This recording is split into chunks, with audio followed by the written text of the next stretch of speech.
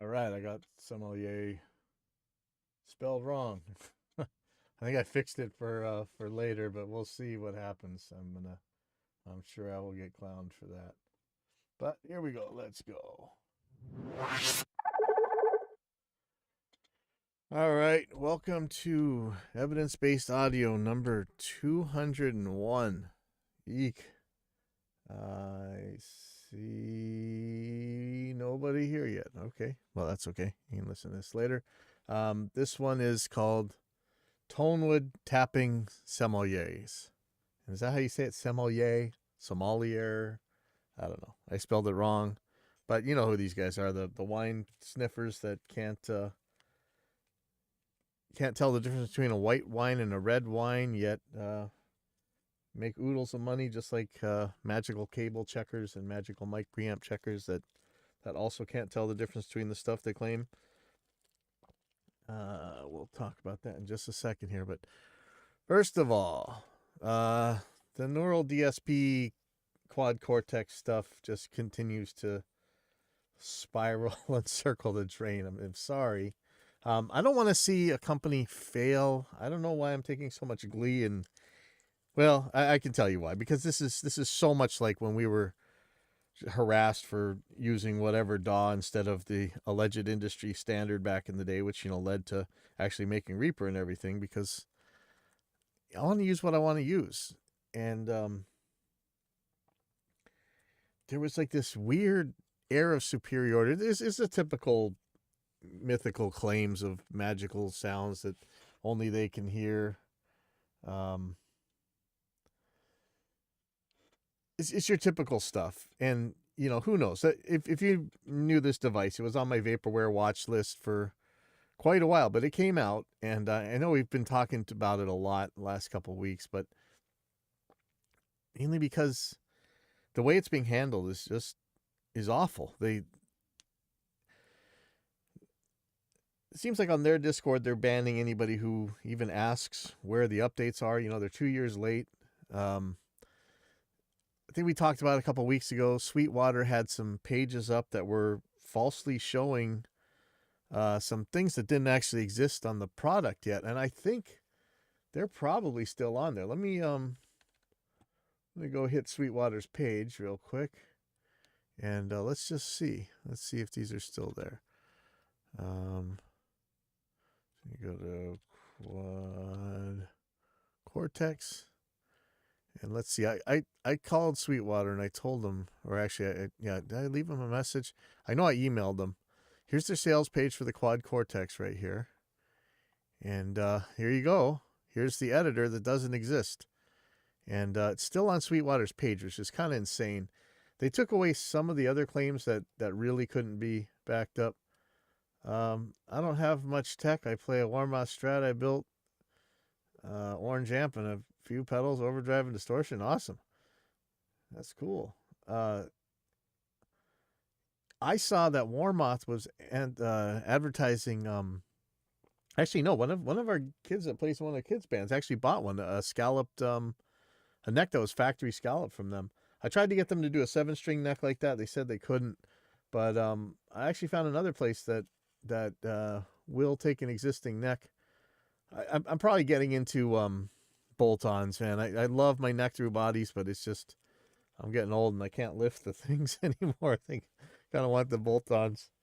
Um, anyway, getting back to this. So this is this is the Quad Cortex on Sweetwater's page. They're still showing this editor that doesn't exist. Um, people are getting banned from the gear page. We've had our problems with them, the bias moderation and stuff, but it really seems like they are just straight shilling for Quad Cortex at this point and shutting down any kind of criticisms. And so here over at gearforum.com, it's gone up to 65 pages waiting for the update, and no updates in sight. And I think this page was actually made because of all the bannings over at the gear page. And it's funny that that's kind of become my go-to forum, where I'm not a guitar player, I'm not really a musician, and so I was always in the audio engineering forums and stuff. But now I own a Helix, and I like talking to other people who own Helixes, and like I say, I'm not a guitar player. I'm not a professional guitar player. I have a guitar. I like to play it. Um, yeah, David, I've never seen anything bad from Mormoth. Honestly, I mean, people used to make fun of them for being cheap or whatever. They're not that cheap anymore, and even back then, it wasn't bad stuff. It was always good stuff. Yeah, I love their stuff. Okay, so this quad cortex is up to 65 pages. Um, People are still sending them back and getting refunds and stuff. And one of the things I want to say is if you go to their Discord or if you go to some of the forums around the places where it's popular, it seems like even the owners and definitely the mods are banning people and stuff. And if that's really how they're going to do business, I was kind of going to hold on to one until maybe the update came out and see how it is. But I just don't want to deal with these people. That's not how we run our business, and it takes me a lot to actually ban somebody. I don't know if I ever have actually, but if you got to complain about us, I'd love it if you told me privately, but if you say it in public, that just makes me even more want to fix the problem, not ban you. What is banning you going to do? Somebody else is going to have the same problem, and they're just going to call it out again. We got to fix it, we have our problems, and we try and fix them. So, no, let me know. I'm not going to ban you for telling me something's broken. Or if I promise the feature that's not there, which I hope I've never done. But anyway, so 65 pages on this thing. And how many threads got deleted on the other gear forum, the gear page and everything else. There's been like a lot of screenshots every time a thread gets made and deleted. I don't even know that thing has all that much DSP. Like, it was supposed to be more powerful than all the rest of them. I mean, the Helix is like 7 years old now, 8 years old. Holy crap, that's an eternity for digital gear. I can't believe I still have one. I mean, I got mine late in the game, but I can't believe they're still making them, and I'd love to have more DSP on it. There's a couple of effects that I have trouble because I just don't have enough DSP. They massively took down the DSP use of the impulse loader in the cabinets lately, which really made everything a lot easier. But I'd love to see the poly pitch stuff come down, and I'd love to see some poly synths. But it's not like that stuff's on the quad cortex either, and the effects they have are really chintzy, man. So anyway, I'm gonna start bagging on the quad cortex. It's just hilarious to watch these guys go on. It's like the Gibson and Fender diehards, the guys can do no wrong, So anyway, there's another post over at the gearforum.com, and this is calibrating Helix native input level. And I know the title of this, but this could be used for a lot of different stuff. And really, in this case, the Helix native plugin almost exactly duplicates the Helix hardware units. I say almost exactly because certain things like effects loops and things like that aren't quite taken into account the way I think they could be and should be. But I mean, the DSP is supposed to be the same. All the audio stuff should sound exactly the same. It should be. I mean, it's so close. I mean, what you make presets on your native DAW on your plugin version, and you can move them to the hardware version, and vice versa. That's how I do that all the time. So anything that you have where you have a hardware and a software unit, and they should sound the same, getting the input level right is important. And in the case of the Helix hardware, you just plug your guitar in, right? And you can choose a pad or not. And in the case of the software, think about it. I'm going to a DI box, and I'm going from my DI into a mic pre. I'm going from the mic pre into an audio interface. So there's a couple things that can go wrong there. And the way they're showing to do it is to get a test tone, go and measure it with the multimeter, and then see what level triggers the threshold on a noise gate on the hardware unit, and then match it to your software And I did the same sort of thing, except for I used my well, Behringer, the test. What is this thing called? Let me see.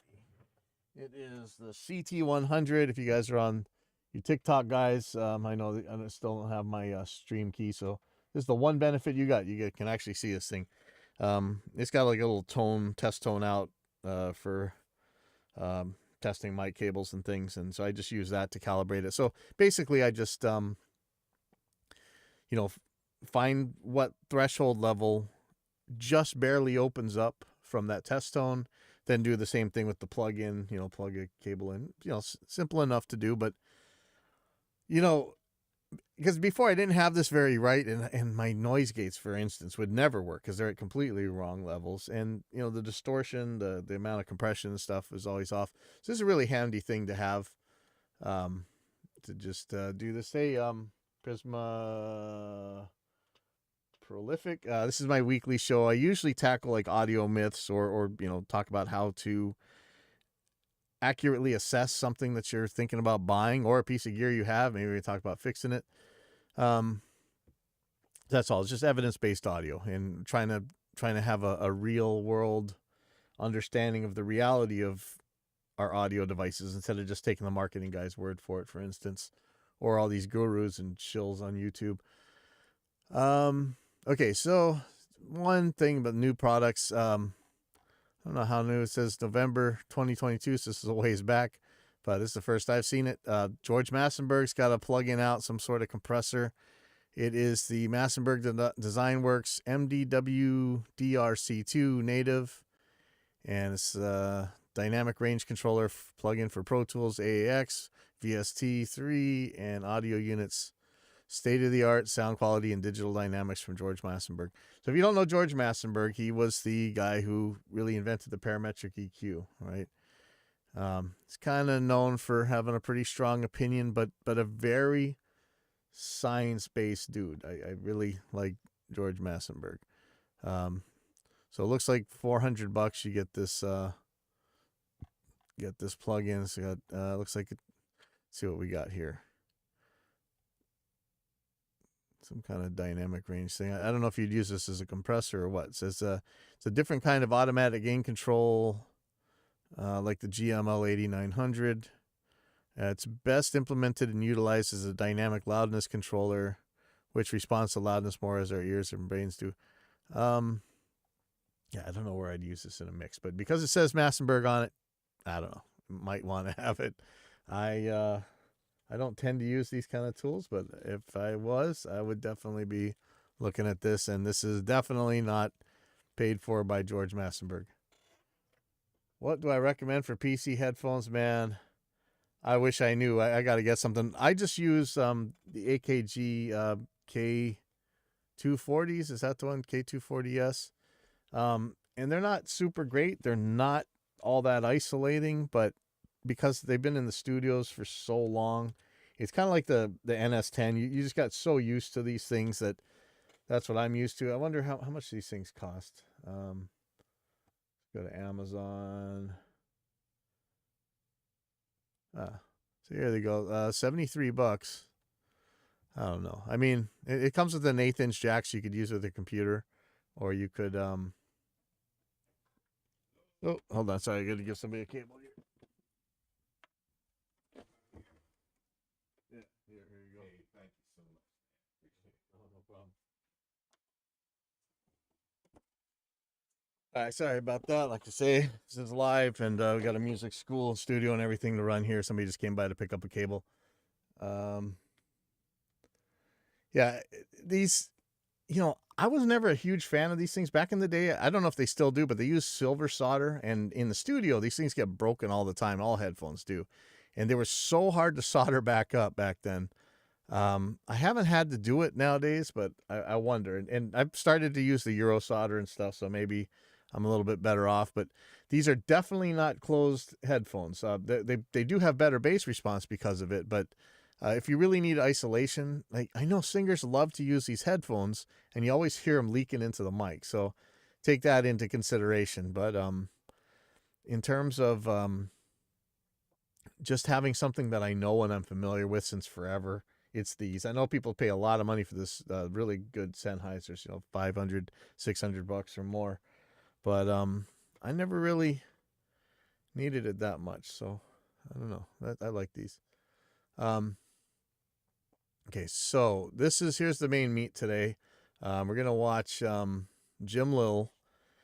If you guys haven't, so we reference this video a lot on this show, and this is it's about the Tonewood debate. If you're not interested in Tonewood stuff, this is probably going to be like watching paint dry. But then again, you may be interested in, even if you're not into Tonewood, you might be looking at epistemology, might be looking at how do we know the things we know? Why should I buy this more expensive mic preamp or more expensive device? Is it really going to make things sound better?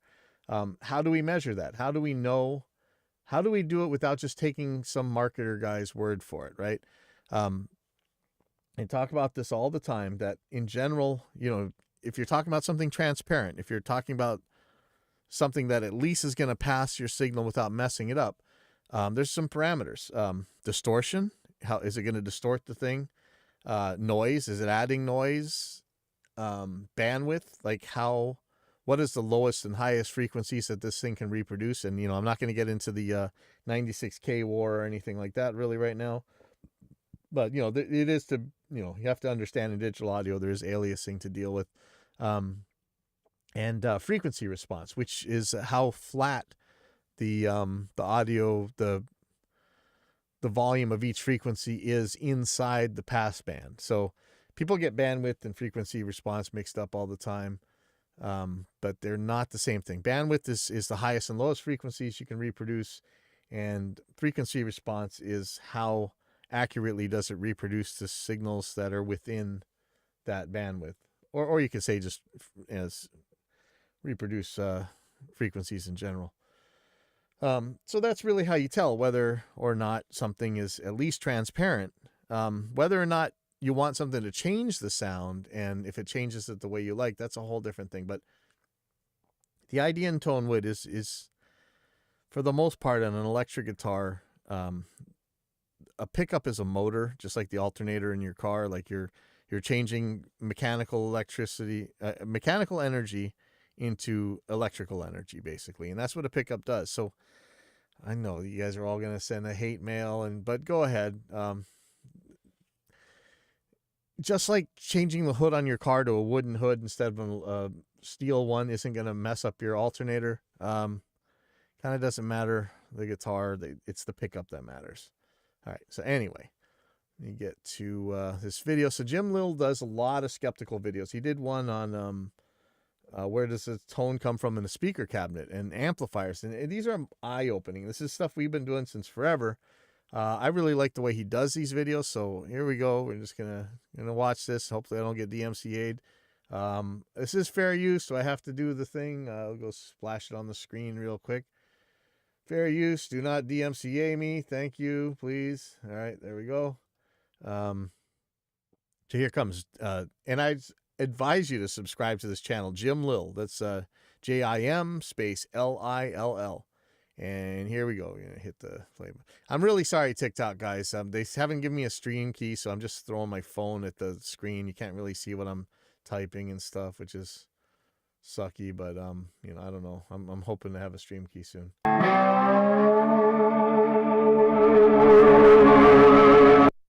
Over the holidays, I wanted to find out the truth about where the tone comes from in an electric guitar.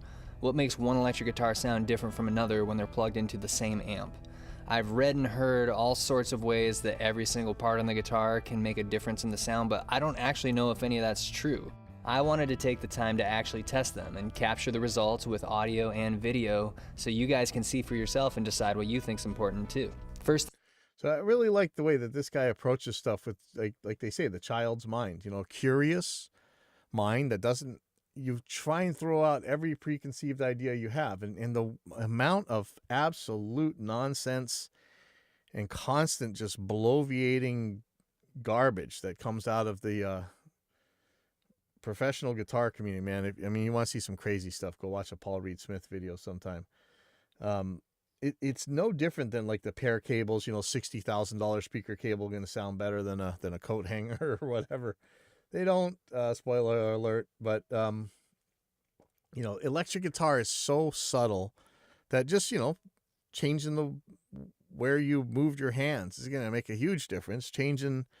Moving a mic by a degree or a millimeter on your speaker cabinet is going to have a huge effect on the sound.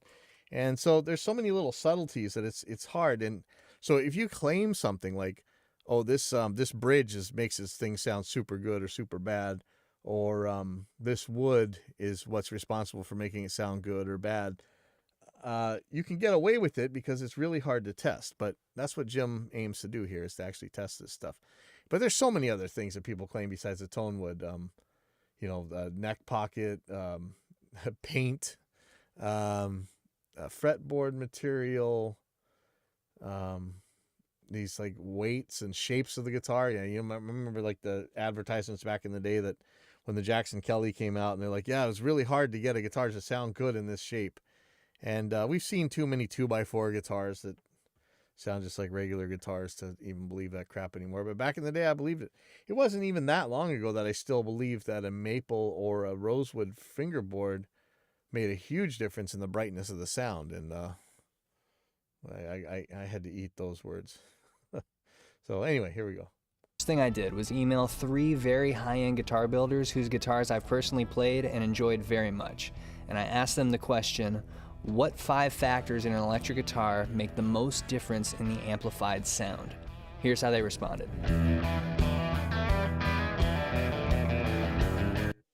So if you ask these 3 guitar makers what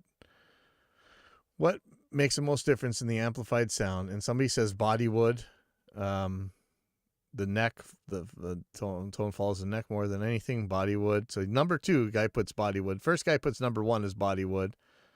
The third guy says, fortunately for number 5, wood materials that the guitar is built from.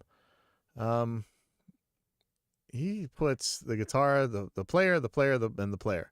The second one he puts for, this is guy number 3. He says number 2 is the guitar's pickups and other electronics. Construction of the guitar, chambering of the body, and guitar scale length. I don't know that chambering even matters. Somebody else says weight of the body, bridge saddles. Number 5, pickups. Wow. No, he's talking about an electric guitar. I would think pickups should be number 1 on everybody's list here. See, the first guy says, puts pickups as number 3. He says pickups as the microphone and tuner for the sound those first 2 made. Glenn Fricker's done a lot of videos lately on pickups. I'm not 1,000% sure I agree with every bit of it, but I really agree with most of it. So maybe you go check those out. So let's go on from here. I'm surprised that 3 guitar makers would say this kind of stuff. That's kind of screwball. I was surprised at how different their lists were from each other. But that's another thing. So this is like when you're talking about religions, right? People could all be claiming to come from the same religion, but they have such drastically different versions of it. So I always tell them, you guys figure all that out between yourselves, fight it out, and then come to me. And if you see these are probably 3 very respected guitar builders here, and they have totally different ideas of what these are. So that should tell you that either this thing is unknown or this is something faith-based, because that's usually the sign of it, right? If you have drastically different interpretations of the same data, especially something that you can actually test, and you haven't tested it, or when you tested it, you just did confirmation bias to it, that's usually a faith-based claim, right? With these factors in mind, I needed a test guitar that I could hack up and change parts on without feeling stress, so I bought a kit for $100 and put it together. So he made like a parts deli. Video of him. Oh, see, I still don't have one of these Hacko FX88D whatever soldering irons. I need to get one of these things, I think. I know everybody's got them. I don't have one. I still got my Weller WLC 100. I was actually just using it this morning. So again, yay, TikTok, you get to see something that the other guys don't get to see. I guess I could throw up a webcam or something, but nobody wants to see my ugly face. All right, let me go on. As a baseline, I tested it against my Tom Anderson Telly because almost everything about the Anderson is different than the parts caster. Okay, so he's got a Tom Anderson Telecaster. I think he likes. Man, this guy can rip. Like, I don't play any of that country stuff, but I am not messing with his technique. This guy is a serious ripper.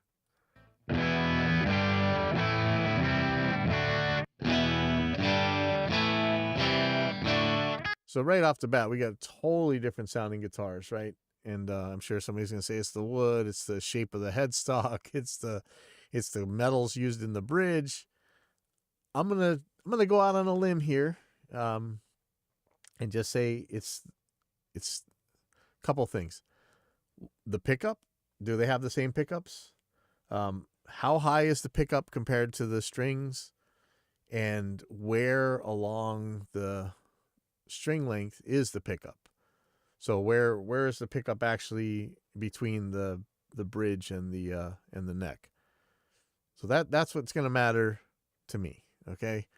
I haven't really found anything else. The other one's sustain. Like, I really still think there's probably something material to the sustain of a guitar, but it's kind of weird. Guitars that I don't think sustain very well, when I actually test them, they sustain about as long as the ones that I think do sustain well, which is probably me screwing up. But let me go on here.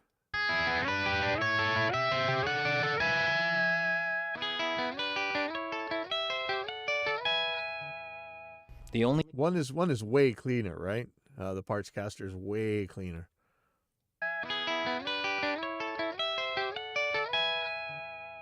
The only difference here, and with any test in this video, is the guitars. Everything after the guitar is identical, and everything... Okay, so he's saying, oops. Any test in this video is the guitars. Everything after the guitar... Okay, so he's saying the identical things: the guitar cable, the pedal board, the amp settings, the speaker cable, cabinet, the cabinet position in the room, the mic placement, the mic cable, preamp level interface.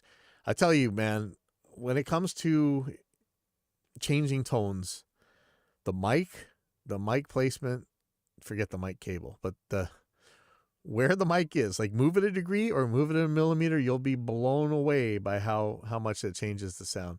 Let me see if I can get this camera better situated. I think it's okay. All right, and then so there's the things that you have a hard time changing, and we've seen tests where people make these robots or pendulums and stuff to play the guitar so you can hit it the same way every time. But you can get it pretty close, and that's the other thing. It's like, when people are talking about differences that you really gotta kill yourself to hear, I mean, let's always think about what we're doing. We're trying to bring music to the end listener, right? They don't care. I mean, if it's such a minute difference, they're not going to care. And I know people believe in this stacking myth that a bunch of minute differences add up to a big, huge one, but it really doesn't. So anyway, is identical, and everything before the guitar... So he's going to try and get everything the same as much as he can for what is really hard to get exact, and that's the like how hard you're picking, where exactly you're picking. That's guitar, so the player, the picks, the strings, the spot on the strings where the pick hits, how hard the pick hits, how fast the pick hits. All of that is controlled as tightly as I can. So, which is hard, but I mean, again, we could do it with a robot. Have done that, and it comes out the same. So the only difference that you're hearing is the difference between the guitars. Okay, so he's showing what the differences are here. So one's different types of wood, a one-piece neck versus a two-piece neck, poly body and neck finish versus no body or neck finish, a compound radius versus a wider, rounder radius, different neck thicknesses, different neck widths, different pickups, big time, different pickups, 6 saddle brass bridge versus a steel 3 saddle bridge, 2 totally different tone capacitors, one 500K tone pot, or one 500K pot and one 250K pot. oversized headstock versus normal headstock, a couple ounces in weight difference, the presence of a neck pickup, even though they're not really using that, versus no neck pickup, body contours versus no body contours, binding versus no binding, Grover tuners versus cheap tuners, and 2 different nuts. So of all these things that people always say make such a huge difference, and I mean, they got like these paper and oil cap guys and cloth wrapped wire guys, whatever. The pickups make a difference. Where you put the pickups makes a huge difference. The tone capacitor, of course, the volume pots. It took me forever to really understand why the volume pot matters. I always thought off is off. So I actually, when I make my guitars, I have it so that when if I have a pot, push pull pots, if I have it in a regular position, it just completely bypasses the volume pot and the tone control. And if I pull up on it, then it'll pick up those 2 things. Okay. So yeah, if you're playing my guitar and it doesn't shut up when you turn the volume down, that's why. So now you know. This list is long, but it's finite, so I started chipping away at it. The first thing I did was replace the pickup in the parts caster with a Seymour Duncan vintage stack and tested that.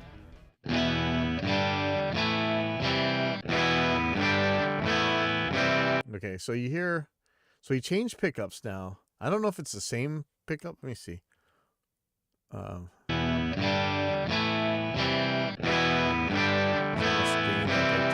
And after testing that, I compared it to the Anderson, which also has a vintage stack. Oh, okay, that's the same pickup now. Okay. They sound remarkably similar, but you can hear a little bit of a difference here. I don't know if he's picking more to favor the treble strings in that next one. Again, now we're into the realm of differences where, I mean, I can throw away my credibility here completely, but it's not going to make any difference to the listener. But they do sound different. You can hear the difference, but is it a playing difference, or, are the pickups the same? Like, I mean, okay, they're the same pickups now. Are they the same height? Are they the same length, position along the neck? And then let's get into how hard is he hitting this and everything else.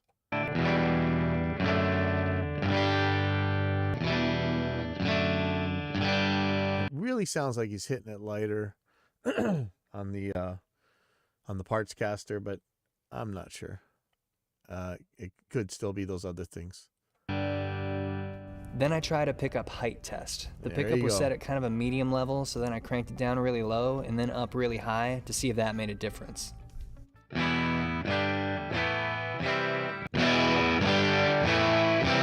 right, you hear that? It turns your guitar from like some weenie thing that can't even drive a distortion pedal into this like monster stack of death, right? Just by changing pickup height. So I know most people just kind of set it to someplace and just leave it there. I actually measure mine. Again, I use one of these, the cards, where is that thing? Got several of them around. So again, TikTok guys, wow, this is really working out for the TikTok guys. So here's my card. It's this one is from, I don't know, this came in like a $30 kit off Amazon, but I have the Stu Mac ones too. I actually like this one better. It's easier to read.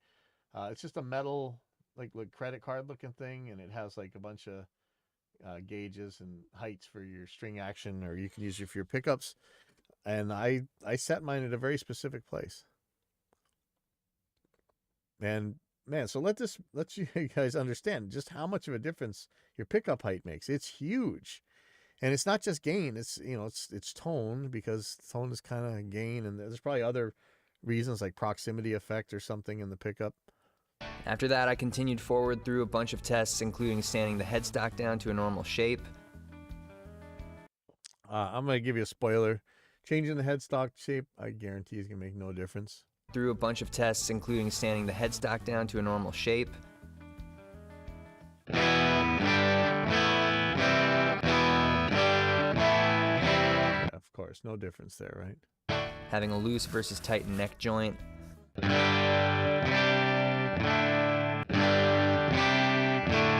So that loose versus tight neck joint, did he get everything the same after that? It really didn't sound any different to me, but I used to believe that you really needed this solid connection in the neck in order to get sustain or whatever. And that's why one of the reasons I run all these neck through bodies now. I really want to do bolt-ons now because it's just too heavy. But you know, I believe that neck through bodies were so much better for the sound or the sustain or whatever. And now I'm like, this doesn't really make any difference. I tried brass saddles versus steel. I'm going to figure brass saddles versus steel doesn't really mean anything. I could imagine that you could have more damping effect with brass. Yeah,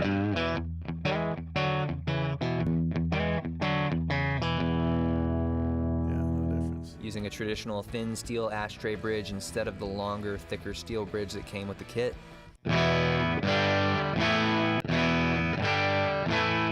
I tried top loading the strings versus putting the strings through the body.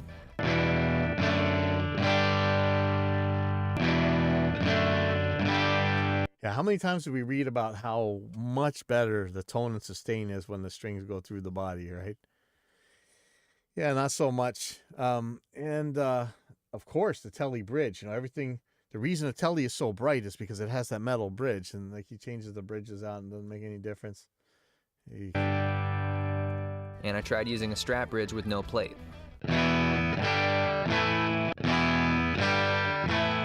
When I did the no plate test, the crude pickup mount I fashioned wasn't very stable, and I couldn't keep the pickup in one spot. The differences I noticed even during the same take based on tiny amounts the pickup was moving frustrated me because... So he made like a little pickup mount for the Strat bridge one, and he's saying that it's pickup's moving around so much it's changing from take to take, and hey, pickup position matters. Think about how different. If you've ever put the exact same pickup in your bridge and neck and seen the difference between the sound of them, think about that. Because I couldn't accurately test the strap bridge, and I hadn't really been paying close attention to how close the pickup was to the strings. So I started to wonder whether the tests I had done were even valid, and if any difference heard between the bridges or the neck joint or the headstock shape was just from the pickup being slightly different distances from the strings before and after the modifications I had done. This came to a head when I was testing necks, and I'd put the parts caster neck on my blue Strat copy to see how much difference an unfinished maple fretboard neck had from a finished rosewood fretboard neck. The heel angle didn't exactly match, so the action was ridiculously high, and I made the prediction before testing that with the strings so far away, the tone would sound weaker no matter what the differences in the necks were.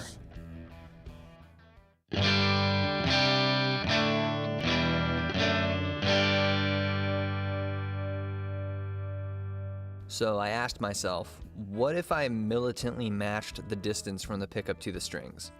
Yes. So again, when you're comparing guitars, start there. Get the pickup height right. I got my feeler gauges and measured the distance from the low E string to the pickup and the high E string to the pickup on my Anderson and matched it as close as I could on the parts caster. Then I tested it.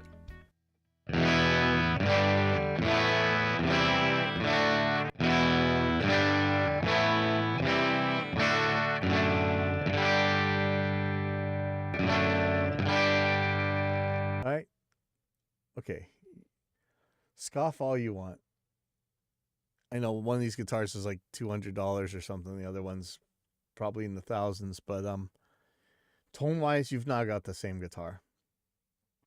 He's got the same pickup. He's got the same pickup height. He's got the pickup in a roughly the same spot, maybe exactly the same spot as the other guitar. It sounds the same. You could maybe, possibly if you put a robot on there, you could get some slight differences, but I think that's going to be down to like capacitor and pot tolerances. That's not going to be, that's where that's going to come from, any difference there.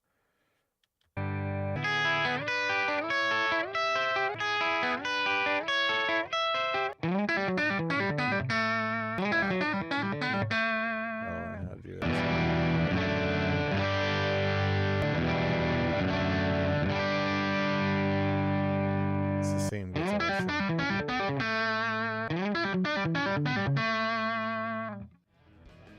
This was a turning point for me. There were a lot of things different about these two guitars, and not a lot that was the same. At this point in testing, here's a list of all the things that these two guitars had in common. So let's see, same tuning, same strings, same scale length, You know, I did a couple videos on scale length testing, and I could never really tell the difference. Maybe the idea is that the harmonics are closer together on the smaller scale lengths, which might make them sound thicker or muddier. And the harmonics are further apart on the longer scale lengths, because I have that 29-inch guitar, but it really pretty much sounds the same. I became more interested in testing the things that were on this list, and a big one was the guitar body. What if I took a radically different approach? Could it sound the same as my Anderson? I'm out in the barn, and it's time to pick a new guitar. So he's going out to the bar. He's picking a piece of 2x4. So this is softwood. This isn't a tonewood of any sort. This is like your regular 2x4 you get from the hardware store. It's some sort of softwood, pine or whatever. Not guitar wood. I mean, I know you use pine for some acoustic tops or whatever. I don't know about acoustics, but for electrics, you're supposed to have like some special hardwood. But yeah, this is some softwood piece of 2x4.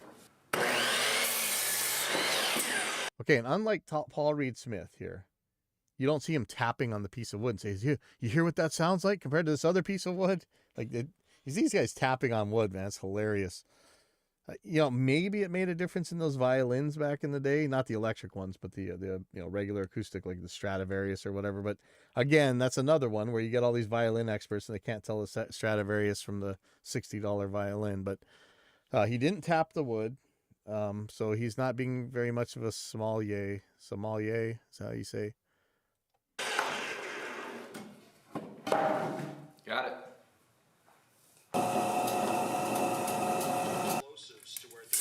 So he's just taking a 2x4, a little piece of 2x4, and he's going to stick the neck on it, stick a pickup in it, stick a bridge in it, and have a guitar.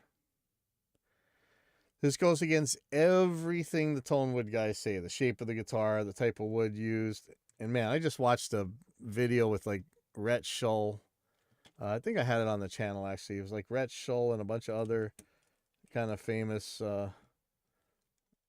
alleged gurus, and they had Paul Reed Smith on there, and they just took it for granted that wood made a difference, and they made fun of people who were saying it didn't, but they never provided any evidence for their side. But so now this guy's got a 2x4, the absolute wrongest thing to use. He's got the wrong shape, and boy, he didn't make very tight neck pocket. He just kind of carved it out and sticking the neck in it. This is the 2x4 guitar. Yep. It was made from a piece of scrap wood bolted to a neck from a 72 reissue thinline telly. The neck has a thick finish on it and a 3-bolt neck joint. The neck radius is 7.25 inches. Steel saddles were installed in place of the brass ones on the bridge. The strings are top-loaded. The pickup was wired directly to the output jack with no electronics in between. All right, so now this one's going to be bypassing the volume pot and the tone pot and the tone capacitor. So let's see how that goes. But it had a Seymour Duncan vintage stack pickup just like the Anderson, and the height had been precisely adjusted. So I tested it.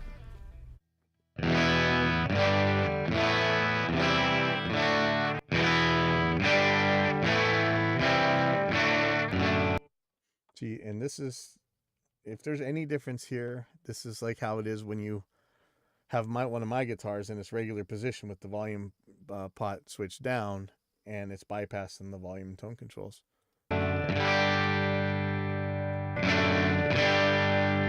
It's louder and it's brighter, isn't it? If anything. I couldn't get it to exactly match.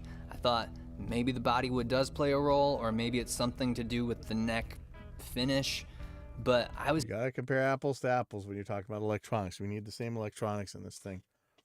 hearing a harsh top end, so my thought was that maybe it's because I wired straight from the pickup to the output jack and didn't include any electronics to bleed highs off to ground. So I installed electronics.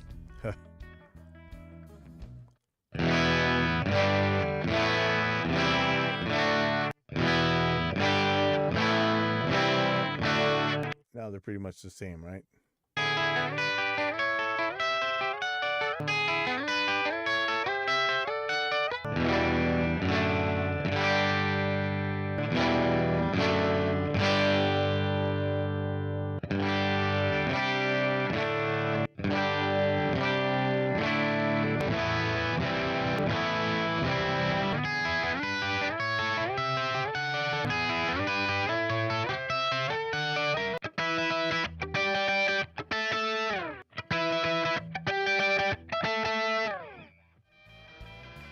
This was the bingo moment for me. I had the data. I captured it on video. You just saw it. At this point, here's what the two guitars did have in common. So now this tuning, string, scale length, type of neck, sort of. Same pickup distance to the strings, same pickup position along the strings, same pickup slant angle. So I guess that's kind of redundant, but it helps drive it home a little bit. And the effective volume pot value. That's a pretty small list. I was satisfied with my research and ready to stop, but I had this voice in my head of all the players and builders out there who have thought about electric guitar a certain way for much longer than I have, and that seeing a 2x4 plank guitar still might not be a grand enough gesture to push past deeply rooted beliefs, so I went even farther for one last test. Okay, so now,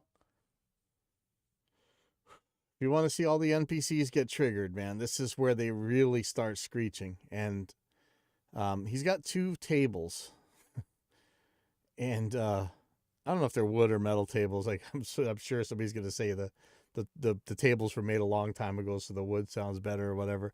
But basically, he's put a bridge and a pickup on one table, and he's put a headstock sort of thing and some tuners and a nut on the other table, and he's stringing strings between the two tables, so they're completely out over the air. There is no Tonewood underneath the strings at all. There's no neck. There's no body wood really. I mean, I guess the whole table is a body wood, but if there's really a Tonewood thing, this should sound so much different than a regular guitar. This is the air guitar. I made it out of a bench and a shelf. My dad made the bench in 1990 for repairing motorcycles. The shelf is upside down, sitting on two chairs and weighted down with a pair of Honda engines. The ends of the shelf are braced against the bench with 2x4s so the strings don't pull the shelf closer to the bench when tuned up. The headstock is a piece of wood with tuners put in it. The nut is the bottom half of a metal locking nut meant to go with a Floyd Rose type bridge. 25.5 inches away are the steel saddles on the steel top-loaded bridge with a Seymour Duncan vintage stack mounted in the plate, and all of that screwed into the bench. The pickup is wired to a disembodied Tele control plate with a 250K volume pot. This is wired to a jack, and a guitar cable goes from the jack straight to my... The other thing that control, usually you call it control cavity or whatever, the control system is just sitting there in free air there. That's a sin, right? Combo amp. The air guitar was tuned to open D, and so was my Anderson Tele. I matched their pickup heights and strummed an open chord on both multiple times on the same spot on the strings.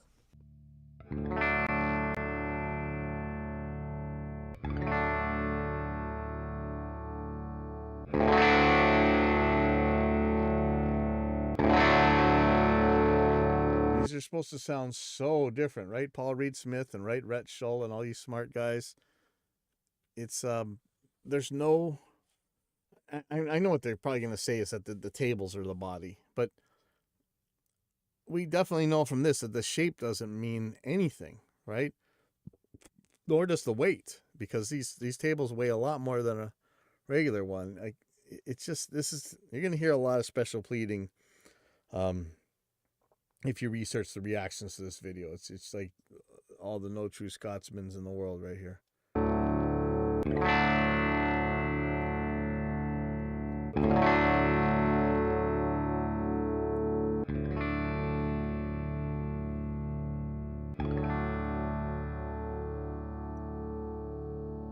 Here are the things that the Anderson and the air guitar had in common.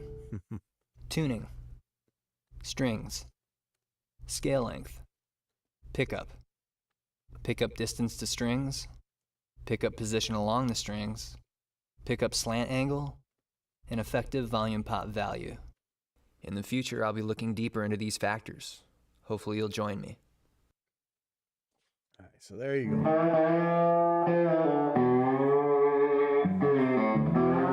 So we talk about this video all the time on here, and I guess it's time to actually just put it up there and go. I have actually featured bits of this on the channel before, but there we go for the whole thing. And let's see him play this out.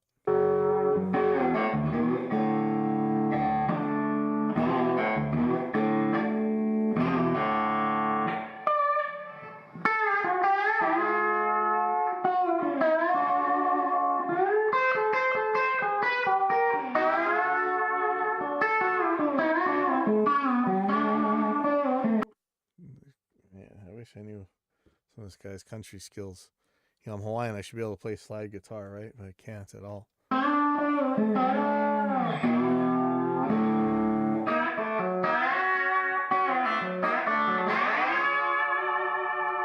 So if you get a chance, go watch this guy's Where Does the Tone Come From on an electric guitar amp or speaker cabinet. They're really good too. That's all I got for this week, or for today anyway. I'll probably be back, make some videos tomorrow.